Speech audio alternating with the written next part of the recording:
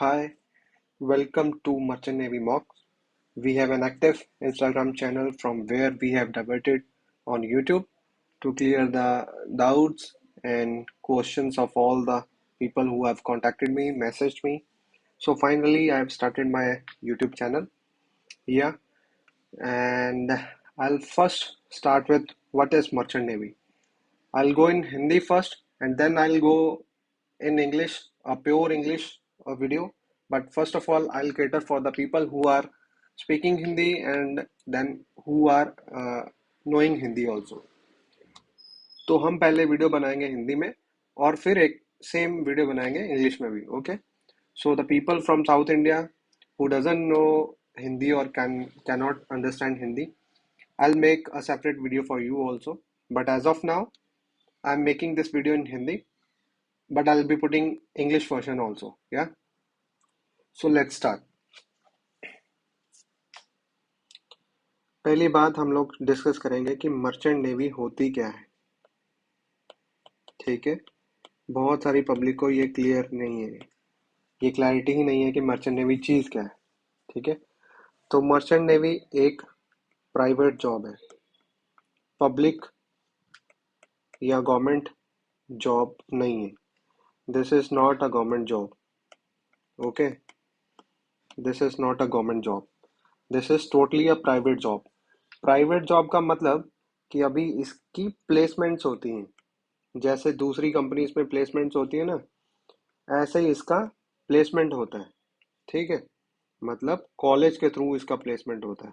Okay, तो ये इसके कोई फॉर्म्स नहीं निकलते जैसे लोग बोलते हैं ना, भर्ती हमने देखनी है, कुछ ऐसा है.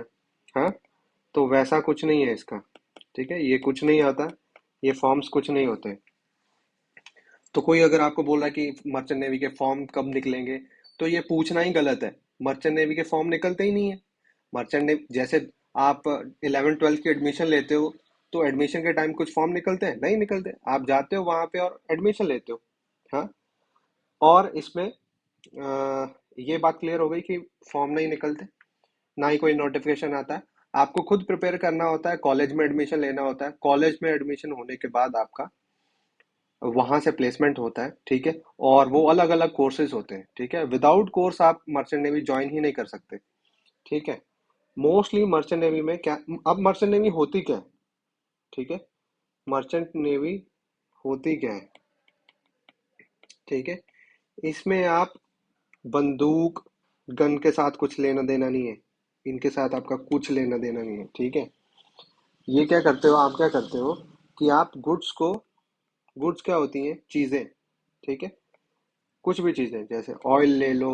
ठीक है, देन क्लोथ्स ले लो, कार्स ले लो. ठीक है, फिर ये अपना कैटल्स ले लो. कैटल्स मतलब जो भी अपनी गाय भैंस वगैरह सब कुछ है. इनको एक पोर्ट से लेके, मतलब मान लो ये एक पोर्ट इंडिया में है. ठीक है, इसको हमने लेके जाना है दुबई में, पोर्ट बी पे. तो यहाँ पे मर्चेंट नेवी काम आती है. ठीक है, अब क्या है मर्चेंट नेवी में, क्या चीज़ है आगे, क्या है मर्चेंट नेवी में, क्या है ये देखो, आगे हम देखते हैं. ठीक है, ओहो क्या हो रहा है इसको. तो ये मैंने लिख दिया मर्चेंट नेवी. ओके, इसमें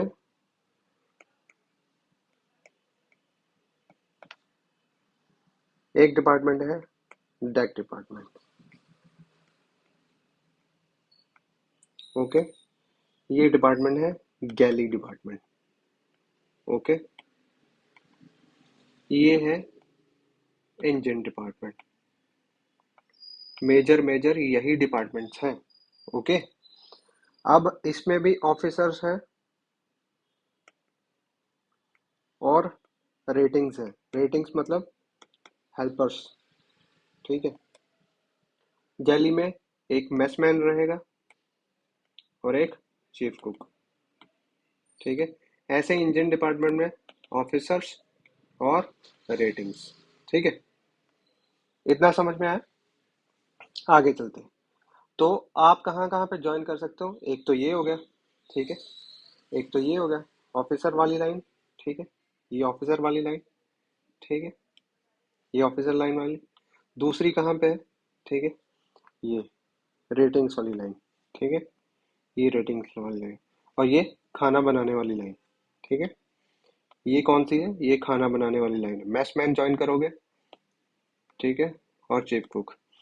अब अगर मैस मैन में ज्वाइन करोगे यहाँ पे, तो आपको एक वेटर जैसा काम करना पड़ता है, हेल्प भी करनी पड़ती है चीफ कुक की, वेटर जैसा काम भी करना पड़ता है। चीफ कुक का काम ही यही है, 19-20 लोगों का खाना बनाना। उसमें नेशनलिटी कोई भी हो सकती है, ठीक है, और इसके लिए आपके पास एक्सपीरियंस होना चाहिए, कंपनी भी आपको देख के लेती है, ठीक है। अब बात करते हैं मेजर मेजर, जो ये वाली दो चीजें हैं ना, यहाँ पे एडमिशन्स होती हैं। हाँ, ये जितने भी मैंने बात करी ना, जितनी भी, इसमें सबके कॉलेजेस हैं, उनके कोर्सेस हैं, वो कोर्सेस करने के बाद प्लेसमेंट होती है एंड शिपिंग कंपनीज आपको वहां से लेके जाती हैं, ठीक है। ऐसा हाल है। अगर आपको कोई एजेंट बोल रहा है कि यार मैं करवा देता हूँ, वो करवा देता हूँ, ये करवा देता हूँ, अदरक प्याज, तो भाई कुछ नहीं होता ऐसा, ठीक है। चलो शुरू करते हैं आगे। अब मैं अपना दूसरा वाला पेन पकड़ लेता हूँ, जिससे मेरे को थोड़ा ना ठीक लगता है। ओके। तो अब इसमें से ऑफिसर रैंक है, ठीक है, पहले ये बात कर लेते हैं, ठीक है, ऑफिसर्स की। तो इसमें एक डेक डिपार्टमेंट मैंने बोला था, और एक इंजन डिपार्टमेंट, ठीक है। इन दोनों डिपार्टमेंट में घुसने के लिए जो बेसिक चीज है, वो है कैडेट, ठीक है, ठीक है। एक है इंजन, ये ऊपर वाला डेक कैडेट बन जाएगा, ठीक है, नीचे वाला इंजन कैडेट बन जाएगा, ठीक है, ओके। अब जो डेक कैडेट है, जो डेक कैडेट है, ये क्या बनेगा, ये बनेगा कैप्टन ऑफ द शिप, ठीक है। और जो इंजन डिपार्टमेंट इंजन कैडेट है, ठीक है, ये क्या बनेगा, चीफ इंजीनियर, ठीक है। चीफ इंजीनियर एंड कैप्टन दोनों सेम रैंक के बंदे हैं, सैलरी भी इनकी सेम है, ठीक है। अब इसमें इसमें अलग रिस्पॉन्सिबिलिटी है, और इसमें अलग रिस्पॉन्सिबिलिटी है, ठीक है। चीफ इंजीनियर के पास अलग रिस्पॉन्सिबिलिटी है, कैप्टन के पास अलग रिस्पॉन्सिबिलिटी है, राइट। अब आगे बढ़ते हैं, ठीक है। डेक डिपार्टमेंट में घुसने के लिए आपको, ठीक है, क्या करना पड़ता है, डीएनएस ही करना पड़ता है, इसके अलावा आप नहीं घुस सकते। अगर डीएनएस नहीं करना तो बीएससी नॉटिकल साइंस, ठीक है, ये करना है आपको। डीएनएस करने के लिए आपको, ठीक है, अब ये मैं बता दूं, इन दोनों ऑफिसर रैंक में घुसने के लिए, ठीक है, डेक और इंजन डिपार्टमेंट, चाहे आप किसी भी उसमें जा रहे हो, ऑफिसर रैंक में घुसना था, तो आपको 12th तो करनी ही है। 10th के बेसिस पे कुछ नहीं होता, 11th के बेसिस पे कुछ नहीं होता, 8th के बेसिस, 9th के बेसिस, 10th के बेसिस, 11th के बेसिस कुछ नहीं होता, सिर्फ 12th के बेसिस पे। इसका मतलब ये नहीं कि 8 के बाद सीधा 12वीं कर लोगे, है ना। 8th करो, 9th करो, 10th करो, 11th करो, फिर 12th में, 11th और 12th में पीसीएम होना चाहिए, ठीक है। 12th में फाइनल में भी पीसीएम हो तो भी चलेगा, विद मिनिमम ऑफ 70%, ठीक है। तीनों का मिला के, फिजिक्स केमिस्ट्री मैथ्स तीनों मिला के कम से कम 70% होना चाहिए। और मैक्सिमम तो आप जितना ला सको उतना अच्छा है, 90% लाओगे तो सबसे बेस्ट है। अब ये इसका मतलब ये है कि जितनी ज्यादा परसेंटेज लाओगे उतना ज्यादा चांस है कि तुमको जल्दी प्लेसमेंट मिल जाएगा और अच्छी कंपनी मिल जाएगी, ठीक है। तो आपका सब कुछ 12th के पीसीएम परसेंटेज पे ही मैटर करता है, ठीक है। तो इट मीन्स अगर आप ऑफिसर रैंक पे आ रहे हो तो ऑटोमेटिकली आपके पास 12th का पीसीएम है।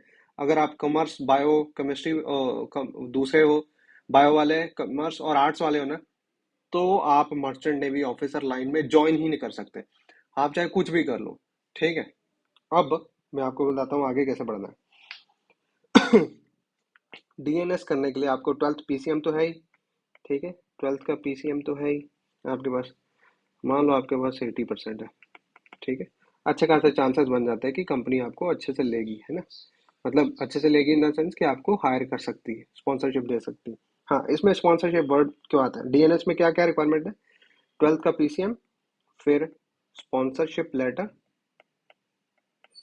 वो कैसे मिलती है वो भी बताऊंगा, स्पॉन्सरशिप लेटर, और क्या लगता है, बस, और IMUCT का एग्जाम। ठीक है। अब इसमें से सबसे इम्पोर्टेंट क्या है, ये स्पॉन्सरशिप लेटर। स्पॉन्सरशिप लेटर कैसे लेनी होती है,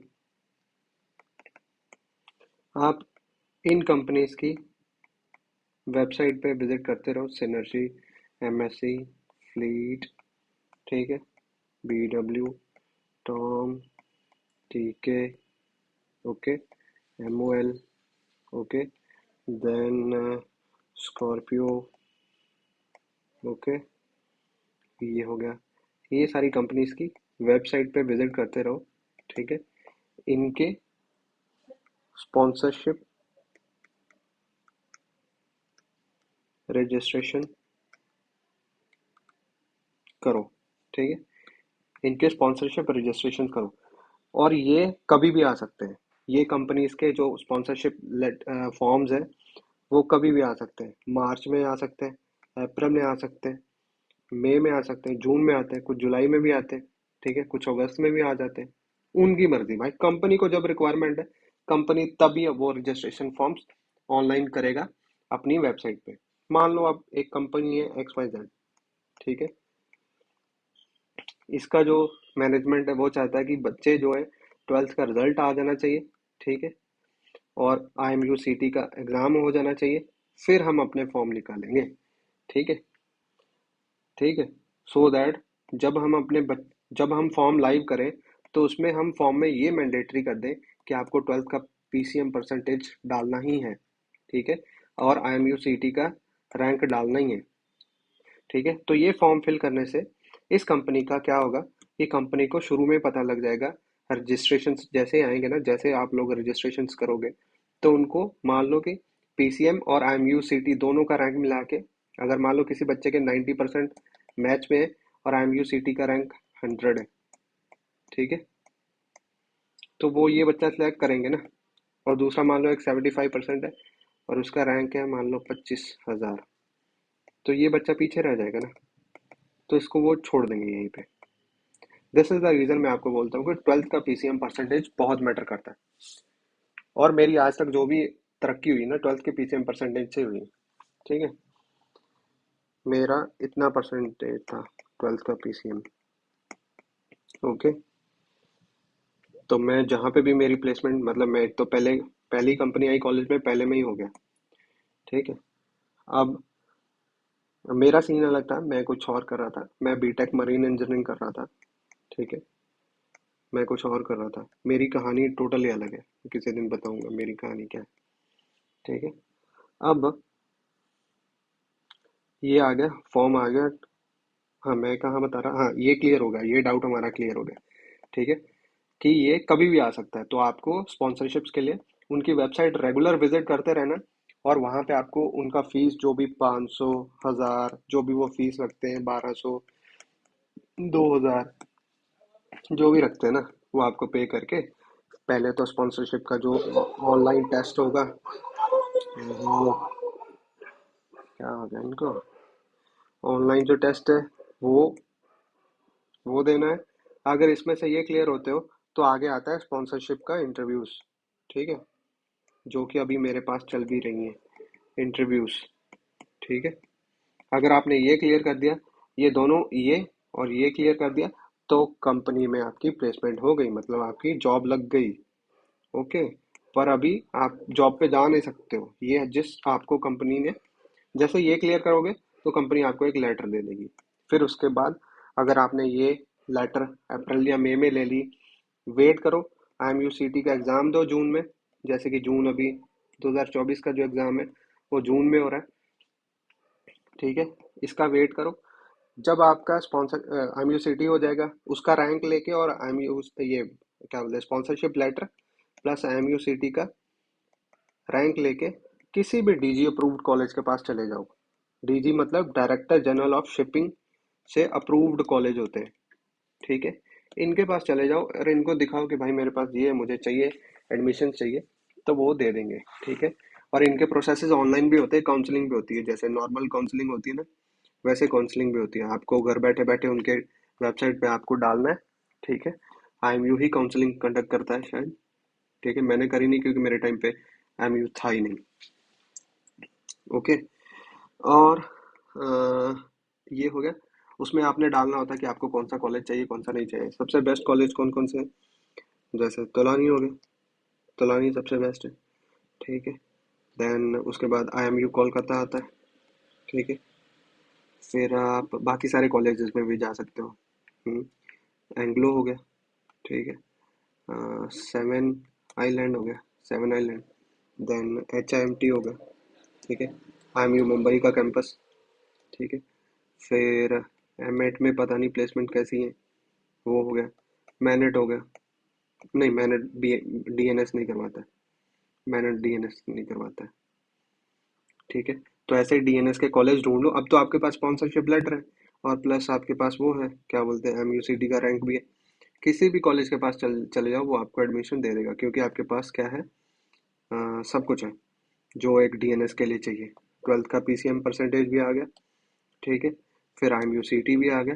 फिर आपके पास अ, क्या बोलते हैं, स्पॉन्सरशिप लेटर भी है। जब आपका ये 1 साल का कोर्स है, डीएनएस 1 साल का कोर्स है। ठीक है। 1 साल का कोर्स है। इसकी फीस जो है वो 4 से 6 लाख रुपए चली जाती है। ठीक है, 1 साल के अंदर, इंक्लूडिंग हॉस्टल चार्जेस, सब कुछ, यूनिफॉर्म, अदरक प्याज, सब कुछ डाल के, खाना वाना सब कुछ डाल के। ठीक है। 4 से 6 लाख की फीस लगती है इसमें। ओके। अब जब ये हो गया, डीएनएस कंप्लीट हो जाता है, तो कंपनी को बोलो कि भाई हमारा कंप्लीट हो गया। वो आपकी शिप पे जाने के लिए तैयारी कर देंगे। ठीक है। आपका मेडिकल होगा, आपका क्या बोलते हैं, आपका मेडिकल होगा, उसके बाद डॉक्यूमेंटेशन होगा, प्लस वीज़ा फॉर्मेलिटीज़ होगी, सारी फॉर्मेलिटीज़ करवा के, येलो फीवर का वैक्सीनेशन, दूसरा तीसरा इधर उधर के सारे डॉक्यूमेंट्स कंपनी प्रिपेयर करवाएगी। और फिर जब सब कुछ हो जाएगा, आपको शिप पे चढ़ा देंगे। ठीक है।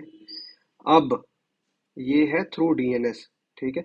और जब आप आओगे, 18 मंथ्स करने पड़ते हैं। मतलब आप 6 महीने का एक कॉन्ट्रैक्ट करके आए, फिर उसके बाद फिर से 6 महीने का एक कॉन्ट्रैक्ट करना पड़ेगा, फिर एक 6 महीने का कॉन्ट्रैक्ट करना पड़ेगा डेक क्रेडिट के लेवल पे। ये भी डेक क्रेडिट, ये क्रेडिट। अब जब 18 महीने हो जाते हैं, तो आप वो थर्ड ऑफिसर और सेकंड ऑफिसर का एग्जाम देने के लिए एलिजिबल हो जाते हैं। तो डीजी शिपिंग की साइट पे जाके आपको रजिस्ट्रेशंस करने होते हैं, एंड कुछ कोर्सेज करने होते हैं बिफोर दैट। कुछ कोर्सेज करने होते हैं। ठीक है। वो कोर्सेज करके फिर आप आगे फॉर्म्स फिल करते हो, फिर आपकी असेसमेंट होती है, फिर आप एग्जाम्स के एलिजिबल होते हो, फिर आप एग्जाम देना शुरू करते हो। उसमें फंक्शंस होते हैं अलग अलग। ठीक है। वो फंक्शंस आपको क्लियर करके फिर आपको रिटन प्लस ओरल एग्जाम दोनों देने पड़ते हैं। इसमें ये एग्जाम देने में भी खर्चा आता है। ठीक है। ये स्पेसिफिक खर्चा तो मुझे पता नहीं, पर इसका कुछ अराउंड 1 से 1.5 लाख रुपए का खर्चा ज़रूर आता होगा, क्योंकि आपको क्लासेस भी करनी पड़ती है। ठीक है। आपको GMDSS कुछ ऐसा करके क्लासेस भी करनी पड़ती हैं, और कुछ काफ़ी कुछ है इसमें। तो ये बहुत आगे की बात हो गई। ठीक है। आप जब 6 महीने का पहला कॉन्ट्रैक्ट करोगे ना, ये आगे का ज्ञान वहीं से मिलना शुरू हो जाएगा आपको कि कैसा करना है। जो आपका यहाँ पे ऑनबोर्ड थर्ड ऑफिसर होगा ना, पर यहाँ पे भी खर्चा होता है। ठीक है। ये मैंने आपको क्लियर कर दी बात। ठीक है। अब डीएनएस की बात करी थी, दूसरी है BSc नॉटिकल साइंस। ठीक है। इसमें आपको स्पॉन्सरशिप लेटर नहीं चाहिए। ट्वेल्थ का पीसीएम परसेंटेज जितना ज़्यादा होगा उतना अच्छा, और प्लस आपको IMUCT का रैंक जितना ज़्यादा अच्छा होगा उतना अच्छा। बेस्ट कॉलेज वही तोलानी। ठीक है। HIMT हो गया, फिर वो एंग्लो हो गया। फिर चेक कर लो और कौन कौन से करवाते हैं, पर तोलानी में लो। ठीक है। देन अपना एंग्लो हो गया। देन IMU के कोलकाता कैंपस, IMU का मुंबई कैंपस, ये भी अच्छे कॉलेज है। मैनेट भी अच्छा कॉलेज है। ठीक है। मैनेट में भी प्लेसमेंट ठीक है, अगर आप टॉप 20 टॉप 30 में रहते हो तो। ठीक है। बाकी अभी आजकल का सिनेरियो मुझे पता नहीं। फिर भी ये आप वहाँ के लोकल जो स्टूडेंट्स हैं उनके साथ कंसल्ट करके आप पता कर सकते हो प्लेसमेंट्स कैसी हैं। ठीक है। इसमें क्या है, आपको स्पॉन्सरशिप लेटर की ज़रूरत नहीं पड़ती। इसमें आप सीधा आए, ट्वेल्थ पीसीएम परसेंटेज के बेसिस पे आपने एडमिशन ले लिया, फर्स्ट ईयर में अच्छे आपने मार्क्स लिए। ठीक है। फिर थर्ड सेम में कंपनीज आना शुरू हो जाती है। ठीक है। तो कंपनीज यहाँ से आके प्लेसमेंट देती है। ठीक है। यहाँ से आके प्लेसमेंट देती हैं।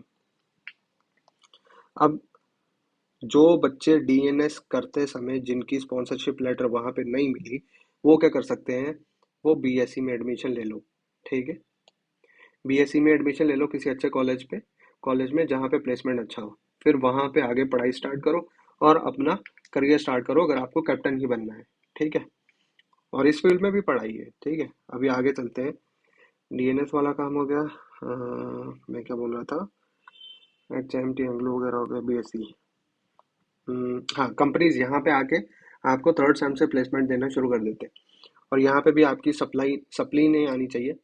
सप्ली का मतलब होता है वो केटी बोलते हैं या एटी केटी बोलते हैं। ठीक है, मतलब किसी भी सब्जेक्ट में फेल नहीं होना चाहिए, कंपनी आपको लेती नहीं है अगर आप किसी भी सब्जेक्ट में फेल होते हो तो।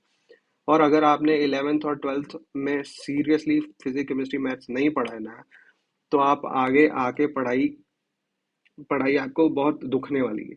और यहाँ पे आपको आके पढ़ाई करनी ही पड़ेगी। ठीक है, यहाँ पे आके आपको पढ़ाई करनी ही पड़ेगी, इसके बिना आप नहीं आगे चलोगे। और अगर आप नहीं पढ़ सकते तो ये फील्ड ज्वाइन ही मत करना। ठीक है, बीएससी नॉटिकल साइंस हो गया। अब ये 3 साल का कोर्स है। ठीक है, वहां पे लग रहा था आपका 4 से 6 लाख, यहाँ पे लग रहा है 10 से 12 लाख, ये तो मिनिमम है 3 साल का खर्चा। ओके, तो ये तो मिनिमम खर्चा है जो आपको लगना ही लगना है। नाइस। अब आगे चलते हैं।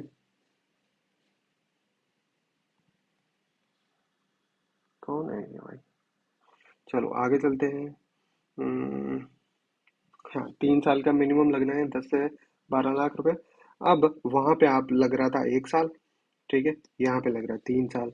पर यहाँ का बेनिफिट क्या है कि जब आपको सिर्फ 12 महीने ही सेलिंग करना है, 18 महीने नहीं करना। प्लस जब आप आके एग्जाम देते हो ना, तो आपको बहुत सारे एग्जाम एग्जाम्प्ट हो जाते हैं, मतलब आपको वो एग्जाम देने की जरूरत नहीं जो आप एक डीएनएस वाला बंदा देता है। तो यहाँ पे आपका आके फायदा हो जाता है। ओके, ये है मजा। तो मेरी मेरी सजेशन क्या है, कोई भी चाहे वो ट्वेल्थ का बंदा है ना, ट्वेल्थ का बंदा है जिसने पीसीएम करी हो, वो सबसे पहले ट्राई करो डीएनएस के लिए। ठीक है, चाहे आपका इंटरेस्ट इंजीनियरिंग में हो कुछ भी हो, भाई एक शिप का कैप्टन बनने में ज़्यादा काम सही है। ठीक है, इंजन डिपार्टमेंट में काम थोड़ा ज़्यादा भी रहता है। ठीक है, काम कैप्टन के लेवल पे भी बहुत ज़्यादा रहता है, डेक डिपार्टमेंट पे भी ज़्यादा रहता है, पर वहाँ पे हाथ गंदे करने की ज़रूरत नहीं पड़ती। और प्लस आपके पास इंजीनियर्स होते हैं। मैं ये नहीं बोल रहा सारे जाने ही कैप्टन बन जाओ, जिसका इंटरेस्ट है वो रुको। पर मेरी मैं खुद इंजीनियर हूँ तो मैं आपको यही सजेस्ट करूंगा कि डीएनएस में करो, ट्राई करो। अगर नहीं होता डीएनएस में, तो फिर बीएससी नॉटिकल साइंस में आ जाओ। ठीक है, अच्छे किसी कॉलेज में जैसे तुलानी हो गया। ठीक है, इनका ज़्यादा भी खर्चा हो सकता है, 15-18 लाख भी खर्चा हो सकता है, 15-16 लाख भी खर्चा हो सकता है। ठीक है, और यहाँ से प्लेसमेंट लेके अपना करियर शुरू करो। ठीक है, ये है बीएससी नॉटिकल साइंस वाला। अब जो ऊपर मैंने डिस्कस किया था ये वाला, कि यहाँ पे डेक और इंजन डिपार्टमेंट है ना, तो डेक में डीएनएस करके आ सकते हो या बीएससी करके आ सकते हो, और यही तरीका है। आर्ट्स मेडिकल और कॉमर्स वाले नहीं आ सकते भाई, तुम कैप्टन नहीं बन सकते। ठीक है, तुम इंजन डिपार्टमेंट में नहीं आ सकते, कोई और चारा भी नहीं है। ठीक है, ऑफिसर रैंक में घुसने के लिए। अब दूसरा था ये इंजन क्रेडिट वाला। ठीक है, इसमें क्या लगता है, देखो, इंजन क्रेडिट के लिए बोल देता हूँ, इंजन डिपार्टमेंट के लिए। ठीक ठीक है, इंजन डिपार्टमेंट की बात करते हैं चलो। अब इसमें आपको वही सेम ट्वेल्थ का पीसीएम जितना ज़्यादा अच्छा होगा, जितना ज़्यादा होगा उतना अच्छा है। ठीक है, मैंने बताया था आपको मेरा 88 था, 88 पॉइंट समथिंग था, पर मेरा इतना था पीसीएम। और ओवरऑल मेरा परसेंटेज कितना था, ओवरऑल मेरा इतना था, 90.6%। तो इंग्लिश में मेरे मार्क्स कितने थे, ठीक है, वो थे इतने। ठीक है, एग्जैक्ट। ओके, अब मैं आपको बताता हूँ, और ये बहुत अच्छे मार्क्स है, मैं बताता हूँ, मुझे इससे पहले पता नहीं था कि मेरे बहुत अच्छे मार्क्स हैं। हाँ, पढ़ता था, मैं अपने स्कूल का टॉपर था, अखबारों में न्यूज़ व्यूज़ सब कुछ छपा था। ठीक है, अब मैं आपको बताता हूँ कि आगे क्या करना है। ठीक है, जितना ज़्यादा ट्वेल्थ का पीसीएम परसेंटेज लेके आओगे ना, उतना ज़्यादा बेटर है, क्योंकि उतना ज़्यादा चांस है आपको कंपनी अच्छी मिलेगी। दूसरा, प्लस बहुत जल्दी आपको प्लेसमेंट मिल जाएगी, नौकरी मिल जाएगी, क्योंकि आप टॉप 10 में रहोगे। या टॉप 2 में रहोगे, टॉप 5 में रहोगे, तो ऑब्वियसली कंपनी इनको पहले चांस देती। ठीक है। आप बहुत ज्यादा बड़े वाले मूर्ख रहोगे ना, तो नहीं यहाँ पे प्लेसमेंट होता, नहीं तो हो ही जाता है। ठीक है। और इसकी जो मैं बता रहा था ऊपर, जो स्पॉन्सरशिप लेटर लेने के लिए इंटरव्यूज है ना, वो मैं प्रिपेयर करवाता हूँ। ठीक है। उसका मेरे पास मास्टरी है, ऑलमोस्ट 1500-2000 इंटरव्यू मैंने कंडक्ट किए हुए हैं। ठीक है। अब अब मैं क्या बताता हूँ कि हाँ, इसमें भी वही इंटरव्यूज लगती हैं। जब आप ये हो गया ना, अब इसके बाद आपको क्या करना है, IMU CT का एग्जाम सबको ही फिल करना है। आपने वो फिल किया, आपका एक रैंक आ गया। अब जो अच्छे कॉलेजेस हैं, तोलानी हो गया, ठीक है, या मान लो कि IMU कोलकाता हो गया, बाकी जितने अच्छे कॉलेजेस हैं, IMU मुंबई हो गया, HIMT हो गया, ठीक है, देन ऐसे ही एंग्लो हो गया। एंग्लो में चेक कर लेना, बीटेक होता है क्या, होता है शायद, इंजीनियरिंग डिपार्टमेंट में होता है। ठीक है। इन सब कॉलेज में आपको कट ऑफ के बेसिस पे एडमिशन मिलता है। ठीक है। एडमिशन के टाइम पे भी आपका ये ऊपर DNS और BSc वालों के लिए भी एप्लीकेबल है। एडमिशन के टाइम पे भी आपका एक मेडिकल होता है। ठीक है। और कभी कभी वो कंपनीज भी स्पॉन्सरशिप लेटर देने से पहले मेडिकल करवा लेते हैं, कि चाहे बंदे वो नहीं है कि हमने जो बंदा हायर किया है वो ऐसे ही ना निकल आए। ठीक है। मेडिकल में full A to Z check होता है। ठीक है। A to Z पूरा नंगा कर देते हैं। ठीक है। ब्लड आई साइट आपकी 6/6 होनी चाहिए। कुछ है तो ऑपरेट करवा सकते हो। ठीक है। कान अच्छे से काम करने चाहिए। आपके बॉडी पे कुछ निशान है तो पता होना चाहिए कि कोई एलर्जी तो नहीं है, कुछ दिक्कत तो नहीं है। लंग्स अच्छे से काम करने चाहिए, लंग्स का टेस्ट होता है। ठीक है। यूरिन टेस्ट करते हैं। ठीक है। और आप क्या बोलते हैं, आपका स्टूल टेस्ट करते हैं। ठीक है। फिर ब्लड टेस्ट करते हैं। और फिर आपसे ईयर का भी मैंने बता दिया है। ECG होता है, अल्ट्रासाउंड होता है। ठीक है। सब कुछ चेक करते हैं, नंगा कर देते हैं। ठीक है। तो आप कुछ छुपा नहीं सकते उसमें। ठीक है। आई टेस्ट भी होता है, सब कुछ टेस्ट होता है। और ये हो गया A to Z। ठीक है। मेडिकल हो गया। मेडिकल होने के बाद आपका एडमिशन होता है। ठीक है। तो इसमें इंपॉर्टेंट क्या है, ट्वेल्थ का PCM। मैं इसीलिए बोलते रहता, चिल्लाते रहता हूँ कि भाई ट्वेल्थ के PCM पे ध्यान दो। ट्वेल्थ का PCM प्लस आपका क्या बोलते हैं, IMU CT का रैंक। ठीक है। और फिर आपका जब आप कॉलेज में चले जाते हो ना, तब तो आपका असली लड़ाई शुरू होता है। सेम 1 का रिजल्ट अच्छा होना चाहिए, सेम 2 का रिजल्ट अच्छा होना चाहिए, सेम 3 सेम 4। आपके लिए जो कंपनीज आती है वो सेम 5 में आना शुरू करती है। ठीक है। तो सेम 5 तक आपके पूरे चारों के चारों सेमेस्टर क्लियर होने चाहिए। ठीक है। जब कंपनी आती है तो आपको प्लेसमेंट तभी मिलती है अगर आप ऑल क्लियर हो, प्लस आपका ट्वेल्थ का PCM परसेंटेज देखते हैं, प्लस आपका क्या बोलते हैं IMU CT का रैंक, तो चलो एडमिशन के टाइम पे देख लिया।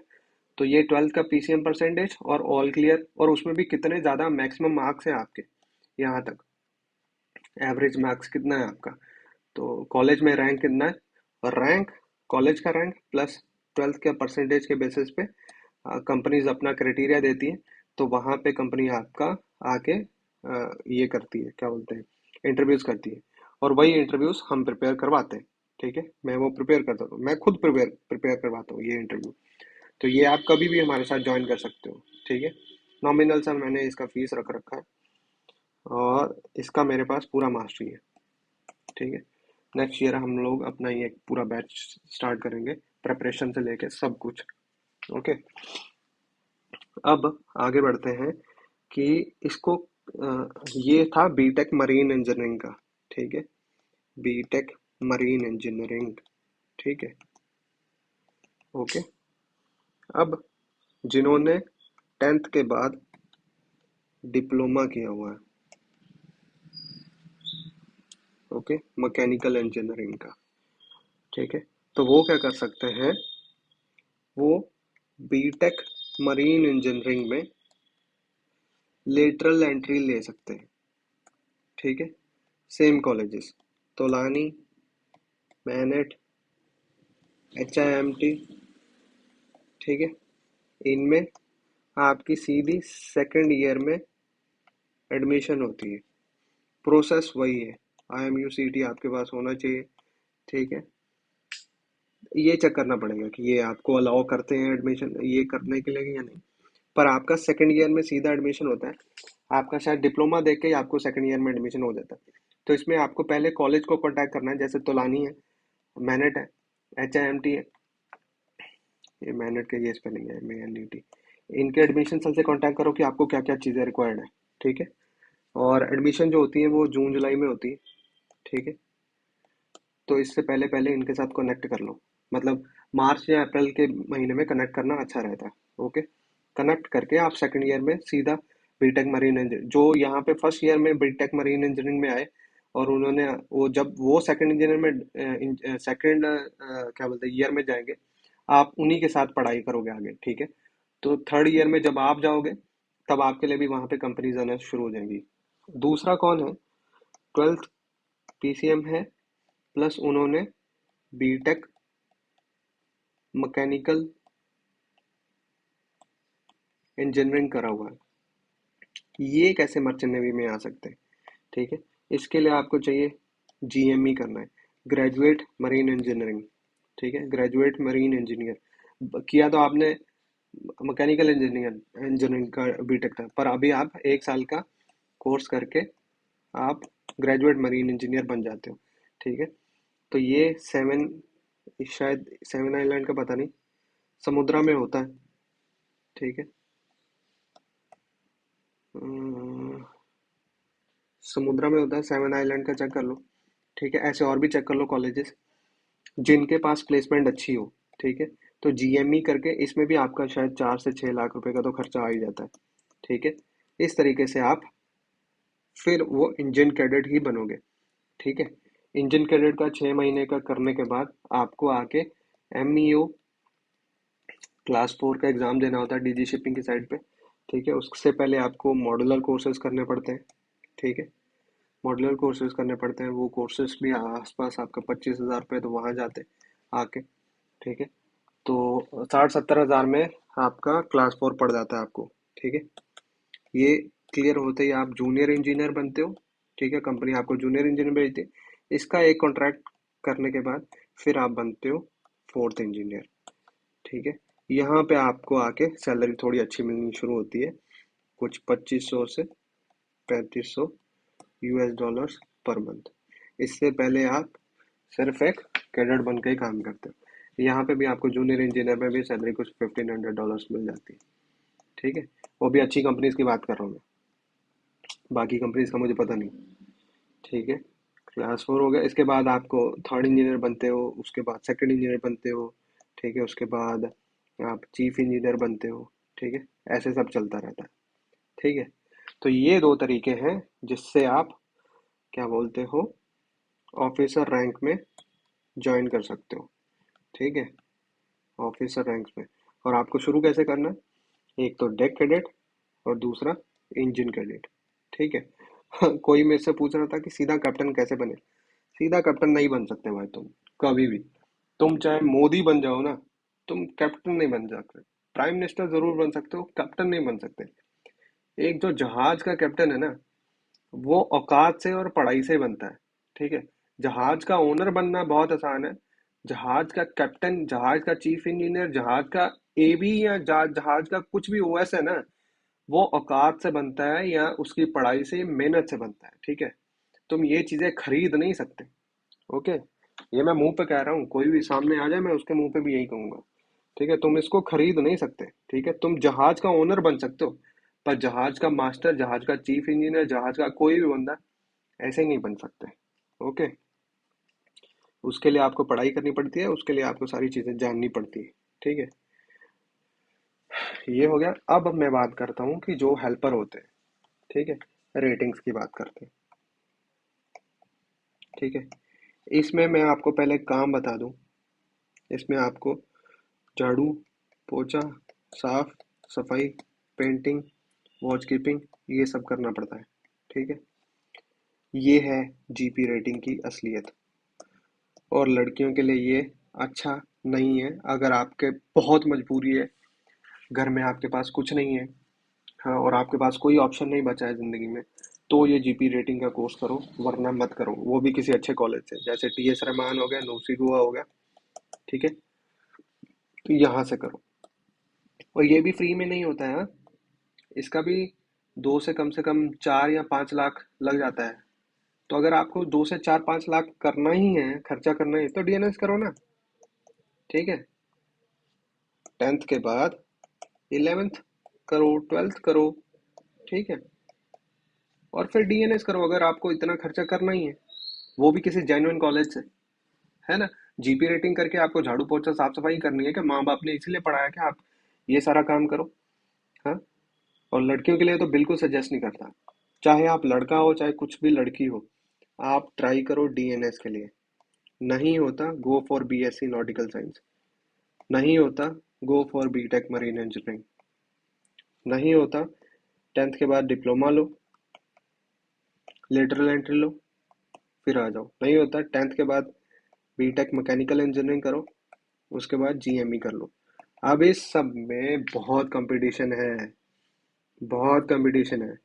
इंडिया की पॉपुलेशन है 142 CR। ठीक है, जो कि बढ़ ही रही है। ओके। जॉब्स कितनी है? बहुत लो, बहुत लो। बहुत कम जॉब्स हैं, बहुत कम कम जॉब्स हैं। ठीक है। तो अगर आप ये समझ रहे हो कि मैं लाखों में एक हूँ, ठीक है, तो इस फील्ड में आ जाओ। अगर आपको लग रहा है कि आप भी उन लाखों में से वही हो जो 60 70 75% वाले हैं, तो मत आओ भाई। अगर आपकी पीसीएम परसेंटेज अगर आपकी पीसीएम परसेंटेज 65 है ना, तो मत आओ। कम से कम 70 75% तो लेके आओ, तभी कंपनीज भी आपको अलाउ करेंगी। इस परसेंटेज पे आके पछताना अच्छी बात नहीं है। उससे अच्छा है आप एक ईयर ड्रॉप ले लो। ठीक है। एक ईयर ड्रॉप ले लो, अच्छे से पढ़ाई करो। पीसीएम स्टेट बोर्ड वाले भी अलाउ होते हैं और सीबीएसई वाले भी अलाउ होते हैं। ठीक है। सारे अलाउ होते हैं। तो ओपन वाले कंपनीज ही नहीं लेती। कंपनीज ही ओपन वाले नहीं लेती। ये 1 साल का अगर आपका गैप आ गया, 2 साल का गैप आ गया तो चल जाता है।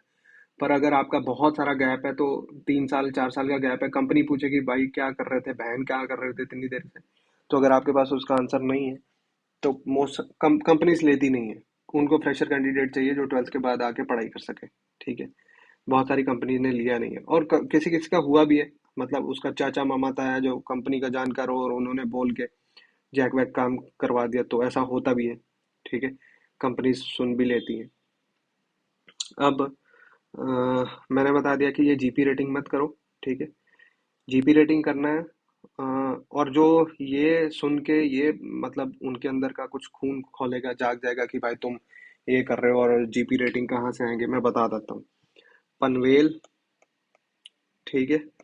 फिर वहां से तंडेल, ये गुजरात वलसाड से। ठीक है। और क्या बोलते हैं, ऐसे ही ना इंडिया में बहुत सारे, वाइजैक से बहुत सारे फिटर आते हैं। ठीक है। लखनऊ से भी बहुत सारे फिटर्स आते हैं। ये पूरा एरिया ना, ये सिर्फ ये पैदा ही रेटिंग बनने के लिए होते हैं। क्योंकि इनके इनके जो मम्मी पापा, इधर उधर के भाई बहन बंधु, सब वो ए बी बनते हैं, मोटरमैन बनते हैं, फिटर बनते हैं, बोसन बनते हैं। ओएस से शुरू होता है ये काम। ठीक है।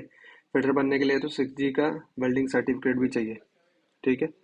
तो ये सारी जो जितनी भी जॉब्स निकलती है ना, यही बंदे ले लेते हैं। तुम कहाँ पे जाओगे? तुम कहाँ पे जाओगे बताओ? कहाँ पे जाओगे? और कंपनीज लेती भी है इनको, नाम देख के ले लेती, टंडेल नाम देख के भी ले लेती, कि इनको तो आता ही होगा सीमेंटशिप। ठीक है। अब अब मैं ये डीमोटिवेट नहीं कर रहा हूँ, मैं क्या आपको असलियत बता रहा हूँ। अगर आपको जीपी रेटिंग करना है तो बहुत अच्छे कॉलेज से करो, टीएस रहमान से करो। ठीक है। यहाँ से करो, आपको प्लेसमेंट भी मिल जाए। अगर आपने करना है और आप पैसे दे के भटकते रहो और इधर उधर काम भी नहीं बने। बहुत सारे लोगों के मैसेज है सर, कल एक बंदा बता रहा था 6 लाख रुपए उसने दिए और रो रहा था। क्या करूं, मेरे हाथ में कुछ नहीं है भाई। है ना। मैं हेल्प भी नहीं कर सकता, चाह के भी हेल्प नहीं कर सकता। मैंने उसका सीवी मांग लिया। मतलब ठीक है, मैं ट्राई करूंगा, अगर हुआ तो हुआ, नहीं तो भगवान आपका मालिक। पर क्या करूं, ये करो। और लड़कियों के लिए सबसे बेस्ट क्या है, डीएनएस। अरे ऑफिसर बनो यार आप। है ना। 10th के बाद 11th करो, उसके बाद 12th करो, और ऑफिसर बनो। और जिन्होंने आर्ट्स किया हुआ है, कॉमर्स किया हुआ, बायो वाले हैं, वो आप घूम के फिर पीसीएम करो, तो ही आप ज्वाइन कर सकते हो, नहीं तो नहीं कर सकते। ठीक है। और कोई अगर कह रहा है मैंने BCA किया है, मैंने BA किया है, मैंने MCA किया है, मैंने ये किया है, मैंने अदर सब कुछ कर लिया, तो जो मर्चेंट नेवी का ज्वाइनिंग है वो सिर्फ 12th के बेसिस पे होता है। ऑफिसर लाइन में मैंने आपको बता दिया। और किस किस जरिए से घुस सकता है मैंने वो भी बता दिया। ठीक है। ठीक है। तो ये सब आपका कहीं पे भी काउंट नहीं होता है। अगर आपको दोबारा करना है तो आपको 12th के बाद वाला ही सिस्टम ऑप्ट करना पड़ेगा। ठीक है। अब मान लो किसी ने मास्टर कर रखी है तो 12th के बाद 5-6 साल का गैप आ गया ना, 5-6 साल के बाद कंपनी बोलेगी 5 साल का गैप क्या करेंगे। तो ऐसा रेयर चांस है, होता ही नहीं है। ठीक है। 16 से 25 साल की उम्र के बीच बीच में ये होता है। ठीक है। मैक्सिमम एज जो आपकी ज्वाइनिंग के टाइम पे 25 होनी चाहिए। ठीक है। और कम से कम 16 तो होनी चाहिए। इसके इससे पहले नहीं होता है। ठीक है। इसलिए मैं आपको बता रहा हूँ कि आपका सही जो काम है वो DNS है। नहीं हुआ तो BSc है, नहीं हुआ तो B.Tech है। ठीक है, नहीं हुआ तो B.Tech है। ओके। ये है आपके पास। हाँ, अगर आपका बहुत मतलब अगर आप इतना खर्चा कर सकते हो, और रेटिंग बनने के लिए भी आपको फ्री नहीं है। मैं आपको बता रहा ना कि रेटिंग, GP रेटिंग करने के लिए भी आपको 2 से 4 लाख रुपए खर्चा लग ही जाता है। ठीक है। और इसमें भी आप झाड़ू पोछा साफ सफाई करते हो, पहले 6 महीने में तो आप बाहर ही रहते हो, झाड़ू पोछा साफ सफाई में ही रहते हो। ठीक है। 6 महीने में तो ये फील्ड में ना भारी काम करना पड़ता है। हैवी वेट्स उठाने पड़ते हैं, वैल्व्स खोलनी पड़ती है, ताकत वाला काम है। तो कंपनीज भी यहाँ पे ना दुबले पतले लोग लेती नहीं है। ये मेरे इसको क्या हो गया। चलो। ओहो। हाँ, चलो। जो कंपनीज है ना वो मेरे जैसे दुबले पतले लोगों को नहीं लेती, हेल्दी लोगों को लेती है, जिनके अंदर थोड़ी जान है। हेल्दी इन द सेंस कि दिखता है, BMI अच्छा दिखता है। ठीक है। कंपनीज भी प्रेफर करती है उनको, क्योंकि काम थोड़ा वैसा रहता है। एकदम ही मतलब गया गुजरा इंसान होगा तो उसको क्या ही लेंगे। ठीक है। तो मैंने ट्राई करी है बहुत सारा कुछ इंक्लूड करने के लिए। अब ETO करके एक होता है। ठीक है। अगर आपके पास इलेक्ट्रो टेक्निकल ऑफिसर बोलते हैं इसका, अगर आपने B.Tech इलेक्ट्रिकल इंजीनियरिंग करी हुई है। ठीक है। B.Tech इलेक्ट्रिकल इंजीनियरिंग करी हुई है। ये 12th के बाद नहीं होता है। ठीक है। 12th के बाद नहीं होता है। अगर आपने B.Tech इलेक्ट्रिकल इंजीनियरिंग करी हुई है ना, तो आप ये शायद तोलानी करवाता है, ये चेक कर लेना एक बार, तोलानी करवाता है। ठीक है। TS रहमान भी करवाता है शायद, चेक कर लेना। अच्छे कॉलेज से ETO का कोर्स करो। ठीक है। वहां से आपको प्लेसमेंट मिल जाती है और आप ETO बन सकते हो। ठीक है। ये ETO के लिए है। ओके। और फिर चीफ कुक और वो सब गैली के लिए ना आप, बहुत कम चांसेस होते हैं बनने के लिए, पर आप CCMC करके कुछ कोर्स है शायद, वो कर लो। ठीक है। इसके ऊपर मैं अलग से एक वीडियो बनाऊंगा, ये मत अभी देखो। ठीक है। CCMC वालों के लिए अलग से वीडियो बनाता हूँ, ये मत देखो। पर मर्चेंट नेवी इस तरीके से ज्वाइन किया जा सकता है। ठीक है। ये पूरे का पूरा वीडियो है मर्चेंट नेवी के ऊपर, और इसमें मैंने सारी चीज़ें बता दी। ऑफिसर जो डेकेडेट जाता है उसमें भी जो काम उसको सारा सीखना होता है। एक रेटिंग वाला काम भी सीखता है, और प्लस ऑफिसर वाला काम भी सीखता है। वो दोनों के काम सीखता है। सेम इंजन कैडेट भी आपका रेटिंग वाले काम सीखता है और ऑफिसर वाले काम सीखता है। ठीक है। ऐसा है। तो ये एक वीडियो काफ़ी है। अगली वीडियोस में मैं ऐसे बना कर डालता हूँ, जैसे जैसे मेरे पास और क्वेश्चन आते हैं ना मैं और डालता हूँ। मैं कम से कम 10-15 वीडियोस बनाऊंगा जिसमें सारा खुलासा कर दूंगा कि कैसा क्या काम होता है। पर बेसिक वीडियो यही है। ठीक है। इसको पूरा एंड तक देखो तो पता चलेगा। ओके। शुरू से एंड तक देखो। चलो, मिलता हूँ नेक्स्ट वीडियो में। ठीक है। सब्सक्राइब कर लो जिसको करना है भाई। आपको लगता है कि मैं अच्छी इन्फॉर्मेशन देता हूँ तो कर लो। अगर आपको लग रहा है कि ऐसे बेफालतू में कुछ भी बोले जा रहा है तो भाई कुछ भी कर लो, तुम्हारी लाइफ है। Thank you, Tata.